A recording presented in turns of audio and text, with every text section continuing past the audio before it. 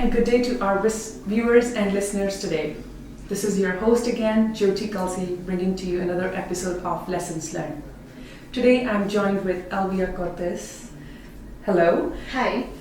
She is the admissions coordinator at University of Winnipeg, and today we will find out from her how was her journey moving from her home country and settling in Canada. And she has a great family and two beautiful sons.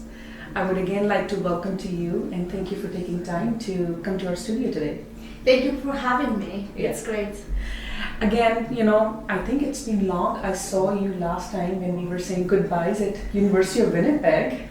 So just tell us a little bit more, because I know there's definitely some part of your journey that I don't know. So tell us, our viewers, what was your first few years, how you got where you are right now.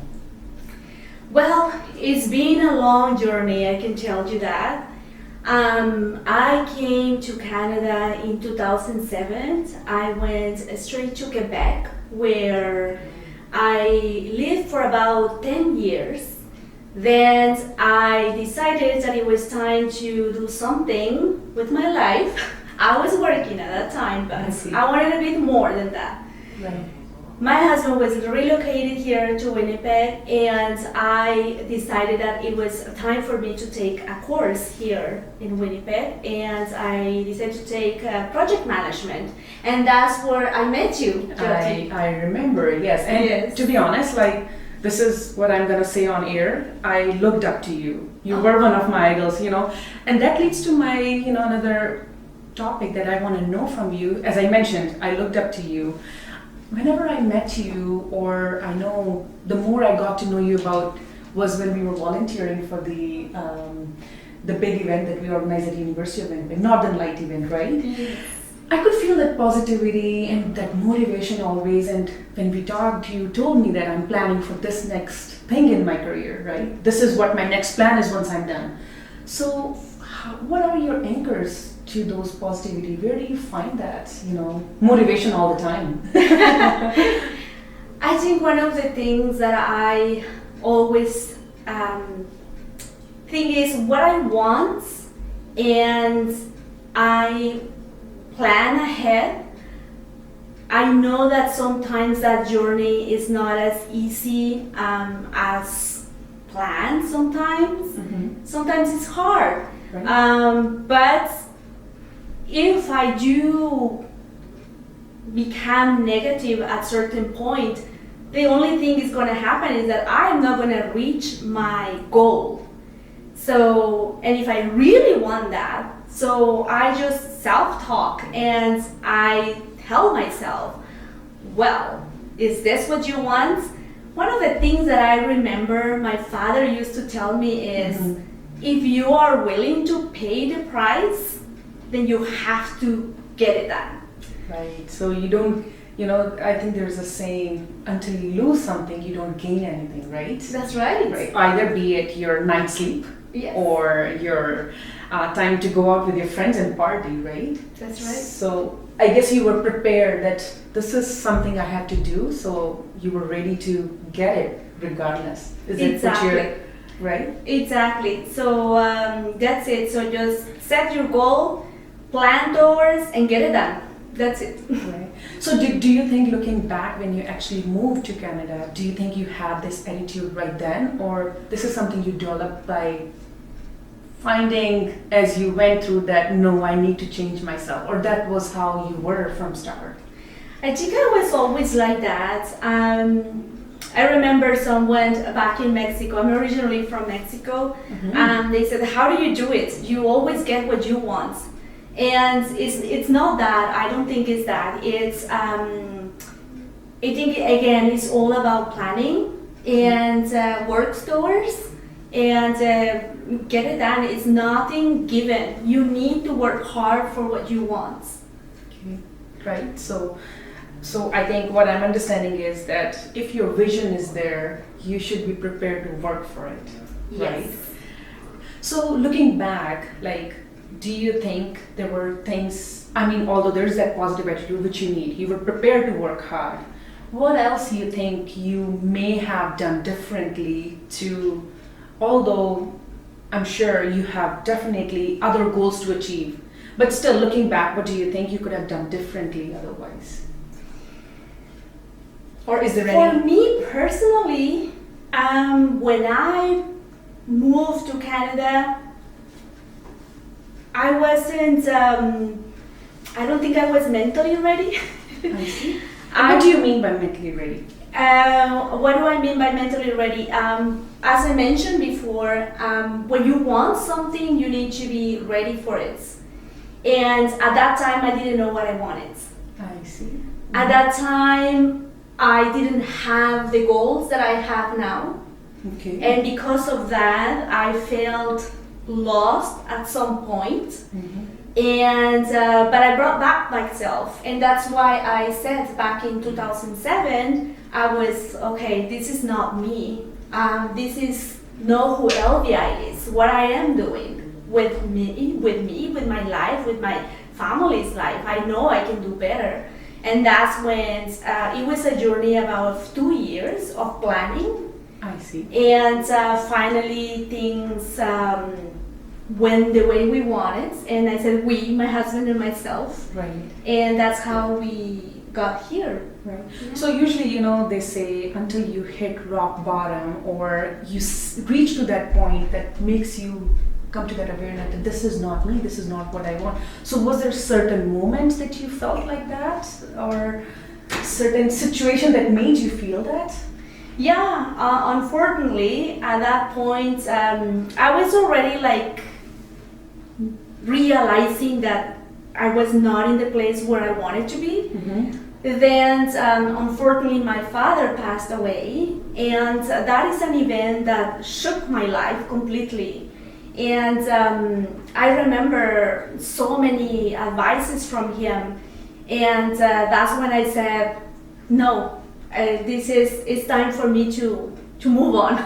Move on and, make those teachings that he gave you happen and implement in your life. Like, although he's not here, but I'm sure he'll be proud looking you from up there, right? I hope so. No, I'm sure. And, parents always dream good about, or not only dream, they feel proud about what their kids are doing. Mm-hmm. And definitely, always look for that they achieve more and more. Yes. So that, I know you're at University of Winnipeg, being on the other side of the scenario now. Let me start first saying, was it the path that you wanted to go on when you started the project management program, or it just came into place and you kind of... It came into place, and being at the University of Winnipeg is a great opportunity. The university is huge, and in fact they have a project management department where eventually, who knows, maybe I'll end up there. Yeah. Yes. So yeah, that's for me, University of Winnipeg, it is not only the institution who helped me to come out of my shell. I know I have so much work more to do, Mm-hmm. but definitely they gave us, and you might share this feeling with me, Right. that platform where we felt that we could do it, and that's definitely thanks to the University of Winnipeg. Right. And So is it any different, do you think? Like, was it at all intimidating working with those professors that at some point you were at the benches and getting that wisdom from them? Not that, you always learn from, because they are growing as you are growing as well. Yes. Was it intimidating at all working along them? of course, Okay. of course, and there are people who I look up to. Right. They are very knowledgeable, and being in the other side, it is very shocking, because when we are in the classroom learning from our teachers, Mm-hmm. we just get the information, we process it, we learn, we apply it. But in the other side is all the administration part where there are so many people who are applying, and we want to give everybody the opportunity because we know it is definitely the platform that it will catapult you to another level, being at the University of Winnipeg. So we want to give the opportunity as many people as we want. At the same time, we want that people who join the University of Winnipeg to have the opportunities to grow and to have better jobs here in Canada. Right. So how did you try to do the self-talk again to overcome that? What were some of those coping strategies for you? Moving in, like today is my first day at the University of Winnipeg, being on the administration side, right? Being a coordinator yourself. I'm sure like the staff and professors, they are equally good with their staff as well as good they are with the students, because coming as an immigrant, you feel welcomed, you feel that this is a family for me. So sure, that environment was a little bit, because you experienced it, could have been a little bit of a relief that I'm not stepping into a totally new environment. But how did you prepare yourself? How did you overcome those doubts that usually first as an immigrant, maybe you had overcome that already being so long here, but just being in that situation, right? I guess one of the things that I did is kind of like be open to whatever I was learning. First, I wanted to, and still want to, do my job well. Right. And for that, I was open to learn as much as I could and to always give feedback. It's important, and that's one of the things that we learn at the program, right? So always learn, but speak up. Say what you think, share your knowledge, share your ideas, help others. And that's how I took that very first day. And then the person who was training me, she's such a good personality, and she is so knowledgeable, and she was always there to help. Definitely thanks to her, I still work there, and I hope still work there for more years to come. For sure, I'm sure like university feels you as a gem of a person to have on their team, and obviously you bring your own talent and skills to their team itself. So I mean, again, you did say there were a few things that you're not. Do you feel you're there yet? Like moving further, whatever goals you want to achieve. Do you feel that what I needed to be as a person, you are there yet already, or you think there still needs some improvements? Oh, definitely. I think I always want to improve every day. I'm not there. I want to continue. There is so many things, and there at the University of Winnipeg, there are so many departments where one could work. For sure, for me, this is not the end of the journey. Right. So was it easy making yourself I would say, adjusting to the opportunity you have on hand? Because I know your background is industrial engineer, and being an immigrant, we get so, not only immigrant, having a background for so many years in certain industry, we are so attached, I want to continue this. Was it an easy transition for you? Definitely wasn't. And that period of my life, I lived that back in Quebec, because back in Mexico, I'm industrial engineer, like you said. I worked there in Mexico for several years as an engineer. When I moved to Canada and found a job as an admin, it was a new company. I wanted to do so many changes, but as a new company, there are two things. Either they are eager for people to come up with new ideas and implement them, or they can be afraid because they don't know if it's going to work. And so for me, what happened is that all my ideas were like cut down all the time. So it was very challenging, and it got to the point where I was depressed. So do you think was Yes. that being in women or was that just being a new team member? I think it was a combination of so many things. One is that they don't know you. They think when I presented myself as, oh, I'm industrial engineer, they didn't even know what an industrial engineer does. Again, like I mentioned, it was a small company, and I guess the reason it was more like that, they were not fully aware of what I was capable of doing for their business. Right. And it was also my fault because I did not continue pushing, and even better yet, why don't just move on to somewhere else. Right. One of the things that I learned with years being here in Canada is that when you arrive to Canada, you need to show yourself to the society, to your jobs, to your everybody, more your professional environment. And I find that the best thing to do is to take a course. Do your equivalencies if you can, and then at that point they will take you seriously. Right. So do your prep work, be confident, Yes. and be ready to prove it that although I did it back home or whichever country, it is equally equivalent, right?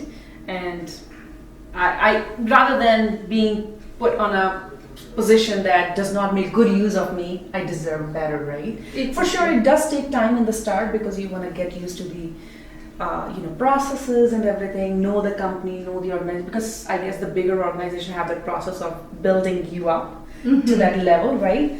So for sure, like what was your experience like doing that busy project management program and being a full-time mom as well, which is like a duty that you cannot run away from, right?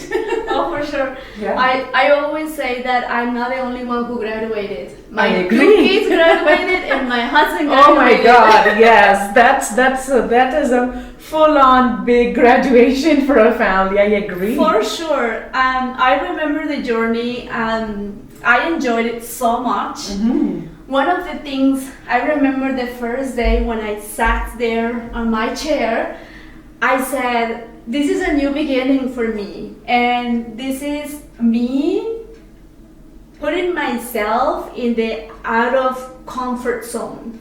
Okay, you were prepared. Yeah, You were prepared for it. I knew what I wanted. Right. I knew I needed to work for it, and I was more than happy to do it. Right. And my family knew it too, Right. and they were very happy to help me, That's and good. they were on board with me. I think the shock comes in when you don't know what you're getting into, and and you expect, oh, it would be 5 hours a day, I will be Yes. done, and then I can work, because that's where the whole balancing act comes in, and then you can find time for other things that you thought I would be still doing, right? So knowing what you're getting into is a key as well, right? For sure, I find that there is so many applicants that they come up with questions that I think, well, that means that you don't know what you're getting into it. And like you said, it's super important. Right. If you want this, then you need to know what you're getting into so you are ready, and then you can perform accordingly. Otherwise, how are you going to know how much work you need to put to be able to finish successfully? Right. And the programs at the University of Winnipeg, they are great, and they prepare you so well, but they make you work a lot. Right. Yeah. It is a lot of work. I remember I met someone who counted the assignments. Wow, okay. At the end of the project management I know, program, the number would be in 3 digits, if not something 4. like that, exactly. So we're talking Yeah. about hundreds of assignments, Right. presentations. It is definitely 10 hours a day work between being at school and between your assignments at home. Well, now everything is at home though. Right, yeah. So, I mean, so far what we have learned, I just want to do a quick overview. You have highlighted that being prepared, being the key for you so far, knowing what I'm getting into, knowing that I want it, so I'm ready for it, whatever it is, because you knew whatever you are stepping into, right? And then second, you highlighted is planning. So those are the key lessons I would say every new student, doesn't matter they're immigrant or even a resident or born here, right? When you're signing up yourself for a university program, that's a big decision you're making that's going to pay you off later on, right? So talking about the university, now that we are on that topic, I know everything has switched to home, right? How is it from your end being at the administration and working from home? Do you enjoy it? Do you see any pros and cons of it? Like, what is your experience? Share some of that with us. I love it. I see. Okay. I love it. I get to schedule my day. I'm able to, sometimes I put some hours on Sundays, sometimes I put some hours on Saturdays. So you get the sometimes flexibility now. There is for sure flexibility there. Very understandable team that we have, the leadership people that we have at the office are great. One of the things I think that make us work so successfully is the trust that they put on us, and us as a team, that we are able to respond to that, because at the end of the day it's our job, right? If we accountability is quite proven now, right? Exactly. Yeah. So exactly. Although nobody is supervising me, I'm held accountable and I'm delivering it. Exactly. So how do you get over that human interaction part? Because that's something I see, people working from home are facing currently, Although it's good, flexibility is definitely a great part of it. But how do you get that human interaction all day looking at computer, and when you turn around there's nobody to look at? Do you feel that? Or there is my husband and my 2 kids asking for food. Okay. So let me rephrase this question. How do you cover that now I'm working and all of a sudden I'm switching into a mom mood where I'm cooking for my husband and kids? Do you feel that I don't have break in between? Otherwise I'm driving home listening to my music or whatever station. Like, do you miss that? Do you think that is affecting at all? Or I'm glad to hear that everything is looked at in a positive direction, so that's why you haven't talked about it. But I just want to know if there's anything like that you feel. Oh, definitely. There are days that are where I feel that I need that human interaction. You have no idea how I'm enjoying this conversation. Yes. Because what I understand, you are that person, right? Yeah. Cheerful, bubbly, and you bring that energy to other person. Yeah, and it comes across very nicely. Thanks. Yeah. Well, yeah, so there are days that are very gloomy for me. On those days, I just, one of the things that I always say to people, you need to know yourself to be able to know what type of techniques and strategies will help you to get out of that zone. And what are those for you? For me, is meditation. That helps me a lot, and exercise. And when I say exercise, sometimes I don't even have the time to go out for a jog, or I used to, not much no more, but at least 15 minutes in the house, just with like a routine that you like, but something that gets your heart pumping and gets you stretched a little bit, and you feel that energy back. That helps a lot. Another thing that I find that helps me is eat well. Eat well. Sure. Eat well is key. So if you have those 3 things, so do exercise, meditate, and eat well, you're good to go. And also you need to know when you need that. So you saw all of a sudden you are like all moody, and then you think like, why I'm feeling this way? Well, you need to know yourself. I think I need exercise, or I think I need to eat better or. So take those breaks, Yeah. make those choices knowingly, Mhm. because they are crucial for your body, for your mental health, and overall, like, people around you. Because if you're grumpy, it's not gonna be good for kids. Exactly. You're gonna get either burnt food or spicy food. I'm not sure. Hope that doesn't happen too often, but So making those choices is the key, and I think it's been incredible talking to you. Great things that you have shared with us. I wish you good luck with everything moving further. I'm sure that you're on to some new ventures already that you're prepping in the background. We wish to hear more stories eventually in the future, and wish you good luck Thank for you. joining us. And thank you for having me. I enjoyed it a lot. Thank you. Thank you to Voice of India for giving us this platform and opportunity to come today. Again, we'll be hosting another episode next week. Stay tuned and stay healthy.